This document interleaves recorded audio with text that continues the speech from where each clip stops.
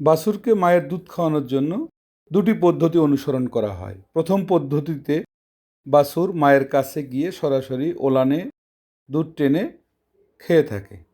এতে অনেক সময় কম দুধ পায়, অনেক সময় বেশি দুধ পায়। অনেক সময় অধিক দুধের কারণে বাছুরের পাতলা পায়খানা এবং অন্যান্য পরিপাকতন্ত্রীয় অসুখ হয়। অনেক সময় কম দুধ পাওয়ার কারণেও বাছুর অপুষ্টিহীনতায় ভোগে। আমরা এই পদ্ধতি অনুসরণ করব না। আমরা যে পদ্ধতি অনুসরণ করব সেটি হলো দ্বিতীয় পদ্ধতিটি।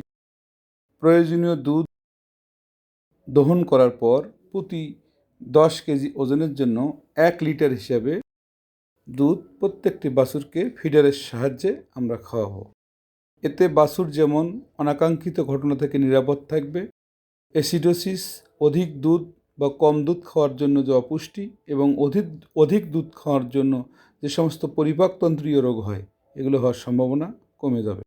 আমরা অবশ্যই দ্বিতীয় পদ্ধতিটি অনুসরণ করে গাভী এবং বাছুর উভয়কে রক্ষার চেষ্টা করব।